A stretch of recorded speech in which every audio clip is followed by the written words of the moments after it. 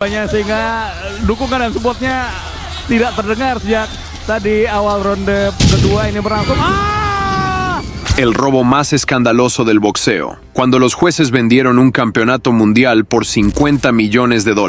¿Sabías que existe una pelea de boxeo donde los jueces puntuaron 117-111 para el perdedor, donde se robaron descaradamente un título mundial ante 15,000 personas, y donde las mafias del boxeo movieron más de $50 millones en apuestas? Quédate hasta el final porque te voy a contar la historia más sucia y controvertida del boxeo moderno, donde un campeón invicto compró literalmente su victoria, donde se cometieron las injusticias más grandes que jamás hayas visto, y donde descubrirás por qué esta pelea cambió para siempre las reglas del boxeo internacional. Te garantizo que al final de este video vas a quedar con la boca abierta. Era el 4 de marzo de 2006, en una sala sofocante de Tenggarong, Indonesia, donde el aire espeso parecía presagiar la tormenta que estaba por desatarse. Juan Manuel Márquez, el gladiador mexicano de 33 años, caminaba por los pasillos del hotel sabiendo que esa noche no solo pelearía contra Chris John, sino contra todo un país, contra un sistema corrupto y contra jueces que ya habían decidido el resultado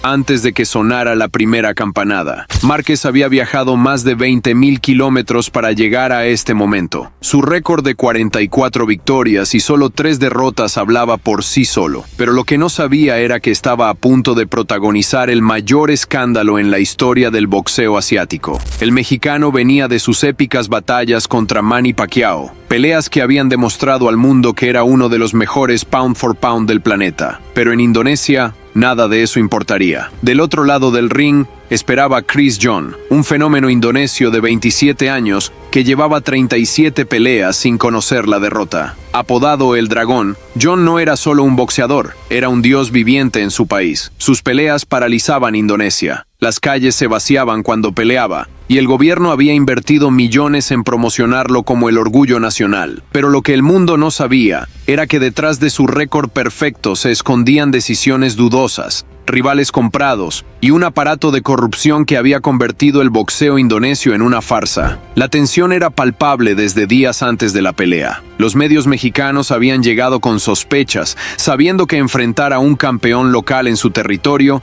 siempre era una montaña imposible de escalar. Pero nadie, absolutamente nadie, estaba preparado para lo que vendría. Cuando las luces del Karang Meleno Sports Hall se encendieron esa noche, 15,000 fanáticos enloquecidos rugían el nombre de su héroe. Chris John apareció entre humo y fuegos artificiales, como un emperador romano entrando al Coliseo. La presentación fue épica, con bailarines tradicionales, tambores ancestrales y una producción que habría hecho palidecer a Las Vegas. El mensaje era claro, este era su reino, y Márquez era solo un intruso. Cuando Juan Manuel hizo su entrada, el contraste fue brutal, sin fanfarrias, sin espectáculo, solo el silencio ensordecedor de una multitud hostil. Los abucheos llovían desde todas las gradas como dagas invisibles. Márquez caminaba hacia el ring sabiendo que estaba completamente solo, que cada persona en ese edificio deseaba su derrota. Pero en sus ojos brillaba esa determinación mexicana que había forjado campeones durante décadas. El pesaje había sido una advertencia de lo que vendría. Chris John llegó exactamente en el límite de las 125 libras, mientras que Márquez tuvo que sudar hasta la última gota para dar el peso.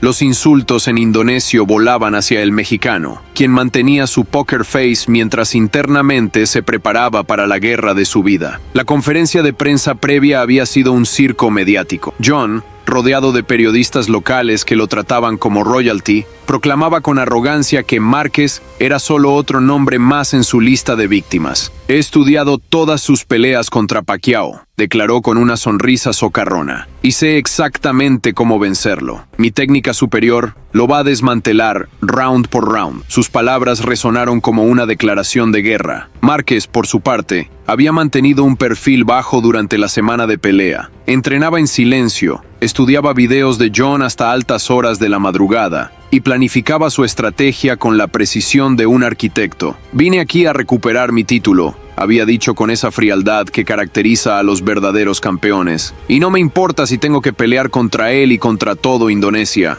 Pero había algo más siniestro sucediendo detrás de bambalinas. Las casas de apuestas asiáticas habían movido cantidades obscenas de dinero hacia Chris John. Los rumores de que el resultado ya estaba decidido circulaban en voz baja entre los veteranos del boxeo. Algunos periodistas internacionales habían notado movimientos extraños, reuniones nocturnas entre oficiales de la WBA, conversaciones susurradas entre los promotores locales y una atmósfera de secretismo que envolvía toda la producción. El árbitro designado era Guillermo Pérez Pineda, un oficial con experiencia pero que nunca había manejado una pelea de tal magnitud política. Los 3 jueces eran desconocidos para la prensa internacional: Pinit Prayatsab de Tailandia y 2 jueces más cuyas identidades se mantuvieron en secreto hasta el último momento. Esta opacidad había encendido todas las alarmas entre el equipo de Márquez. Nadie mencionó que Chris John había peleado exclusivamente en Indonesia durante los últimos 3 años, enfrentando rivales cuidadosamente seleccionados que parecían más sparring partners que contendientes legítimos. Su última defensa había sido contra un boxeador filipino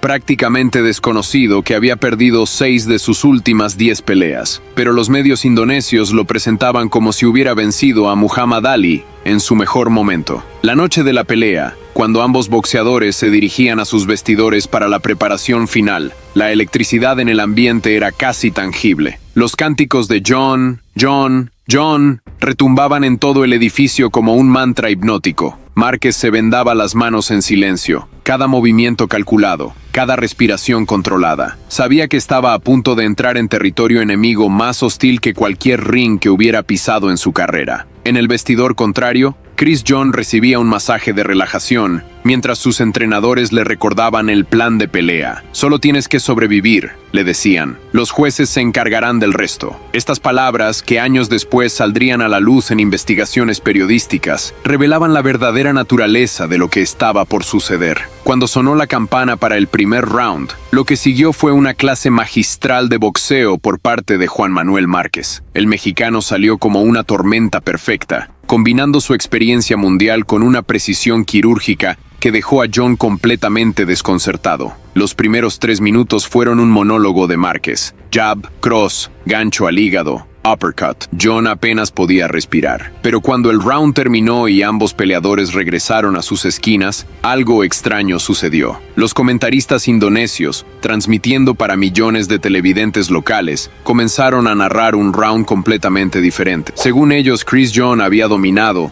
había conectado los mejores golpes, había controlado la distancia. Era como si estuvieran viendo una pelea paralela en una dimensión alternativa. El segundo round fue aún más dominante para Márquez. Una combinación devastadora de 4 golpes envió a John tambaleándose contra las cuerdas. El público se quedó en silencio por primera vez en la noche, pero solo por unos segundos. Inmediatamente, los tambores y cánticos regresaron, como si nada hubiera pasado. John logró sobrevivir el round, pero su rostro ya mostraba los primeros signos del castigo que estaba recibiendo. Round tras round, Márquez construía una ventaja que para cualquier observador neutral era innegable. Su precisión era quirúrgica, sus combinaciones fluían como agua, y su ring IQ era simplemente superior. John, por su parte, luchaba valientemente pero claramente estaba siendo superado por un boxeador de clase mundial en su mejor momento. Pero entonces llegó el round 5, y con él, la primera señal de lo que se venía. Márquez conectó un gancho perfecto al hígado que dobló a John por completo. El indonesio se agarró las cuerdas, claramente lastimado, pero el árbitro Pérez Pineda simplemente observó sin tomar acción. Cualquier referí competente habría comenzado una cuenta de protección,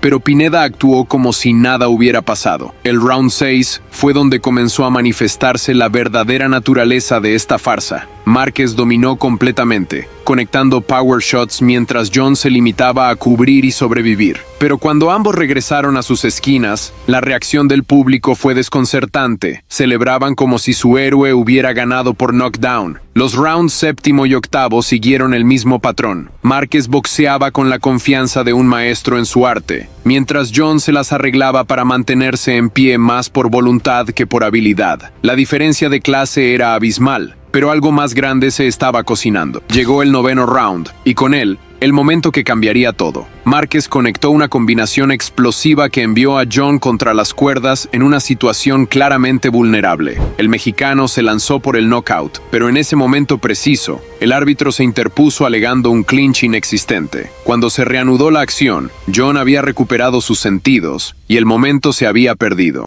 Pero el verdadero escándalo comenzó en el 10º round. Márquez, buscando cerrar la pelea, lanzó un uppercut perfecto al plexo solar de John. El golpe conectó limpiamente en el área legal, pero inmediatamente el árbitro Pineda detuvo la acción y comenzó a advertir a Márquez por golpe bajo. La incredulidad en el rostro del mexicano era evidente. Había conectado un golpe completamente legal, pero estaba siendo amonestado como si hubiera cometido una falta grave. Minutos después, Márquez conectó otro golpe al cuerpo, esta vez un gancho al hígado que cualquier manual de boxeo clasificaría como perfecto. Pero nuevamente, Pineda detuvo la acción, y esta vez no solo amonestó a Márquez, sino que le quitó un punto por golpe bajo repetido. El Karang Melenu Sports Hall explotó en celebración, como si su héroe hubiera conectado el golpe del siglo. En el 11º round, sucedió lo impensable. Márquez, ahora peleando con la desesperación de quien sabe que está siendo robado en vivo y en directo, intensificó su ataque. Conectó una serie de golpes devastadores que tenían a John en serios problemas, pero cuando lanzó un cross perfecto al mentón, el árbitro inmediatamente lo detuvo alegando otro golpe bajo. Esta vez, sin dudarlo, le quitó otro punto a Márquez. La injusticia era tan flagrante que incluso algunos fanáticos indonesios comenzaron a murmurar entre ellos. Los golpes de Márquez habían sido completamente legales, conectando en áreas que cualquier manual de boxeo consideraría válidas. Pero Chris John había subido sus shorts hasta una altura ridícula, haciendo que golpes al área del esternón parecieran bajos. El round 12 fue un asalto desesperado por parte de Márquez. Sabiendo que había sido robado de 2 puntos injustamente, el mexicano salió buscando el knockout a toda costa. Conectó combinaciones brutales que pusieron a John en el borde del colapso. Un uppercut monumental levantó al indonesio del suelo, pero de alguna manera logró mantenerse en pie. Con segundos restantes en la pelea, Márquez lanzó todo lo que tenía. Una combinación de 6 golpes limpios conectó perfectamente, y John tambaleó hacia las cuerdas claramente noqueado de pie. Pero antes de que Márquez pudiera conectar el golpe final, sonó la campana. Lo que siguió fue el robo más descarado en la historia del boxeo moderno. Cuando el anunciador leyó las tarjetas, el mundo del boxeo se quedó en shock. 116 a 112, 116 a 110 y 117-111, todas para Chris John. Las puntuaciones no solo eran incorrectas, eran insultantes. Incluso dándole a John todos los rounds dudosos, era matemáticamente imposible que hubiera ganado por esos márgenes. Juan Manuel Márquez, el guerrero que había peleado contra todo un país y un sistema corrupto, se quedó inmóvil en el centro del ring. Sus ojos reflejaban no solo la decepción, sino la indignación de un atleta que había dado todo y había sido traicionado por el deporte que amaba. Indonesia celebraba, pero el mundo del boxeo lloraba la muerte de la justicia deportiva. La investigación posterior reveló movimientos sospechosos de dinero, reuniones secretas entre oficiales y una conspiración que alcanzaba los más altos niveles del boxeo asiático. Pero para entonces, el daño ya estaba hecho. Chris John mantenía su récord invicto, pero a un costo que manchó para siempre su legado. Esta fue la noche en que el boxeo perdió su inocencia, cuando quedó demostrado que hasta los títulos mundiales podían comprarse. Juan Manuel Márquez había ganado esa pelea de manera irrefutable, pero la historia oficial dirá para siempre lo contrario. El robo más grande del boxeo moderno había sido consumado ante los ojos del mundo entero. Chicos, necesitamos que te unas al equipo para llegar al KO de los 100,000. Cada suscriptor es un golpe hacia la victoria. Dale a suscribir y activa la campanita. Muchas gracias.